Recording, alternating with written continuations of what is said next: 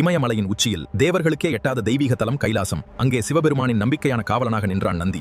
அவன் வாழ்வே சிவபக்தி. சிவபெருமானின் ஒவ்வொரு ஆணையும் நந்திக்கு உயிர் போன்றது. யார் வந்தாலும் இறைவனின் அமைதியை காக்கும் கடமை அவனுக்கு முதன்மை. அந்த நேரத்தில் பார்வதி தேவி ஆழ்ந்த தியானத்தில் இருந்தார். கைலாசம் முழுவதும் ஆன்மீக அமைதி பரவியிருந்தது. சிவபெருமானும் ஆழ்ந்த யோகத்தில் இருந்தார். அவரின் தியான சக்தியால் பிரபஞ்சமே அமைதியில் மூழ்கியது. அப்போது சில முனிவர்களும் தேவகன்னியர்களும் சிவபெருமானை தரிசிக்க கைலாசத்திற்கு வந்தனர்.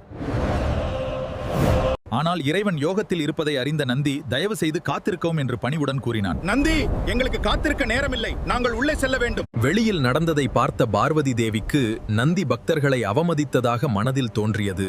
அவரின் கோபம் அதிகரித்தது. கோபத்தில் பார்வதி தேவி கூறினார், நந்தி, நீ பூமியில் பிறந்து துன்பம் அனுபவிக்க வேண்டும். ஐயோ, அந்த வார்த்தை கைலாசத்தையே அதிர வைத்தது. அம்மா, நான் என் கடமையை மட்டுமே செய்தேன். அந்த நேரத்தில் தெய்வீக ஒளியில் சிவபெருமான் தோன்றினார். அவரின் வருகையால் கைலாசம் மீண்டும் அமைதியடைந்தது. தேவி நந்தி தவறு செய்யவில்லை, அவன் உண்மையான பக்தன், என் கட்டளையை மட்டுமே காத்தான் என்று சிவபெருமான் கூறினார்.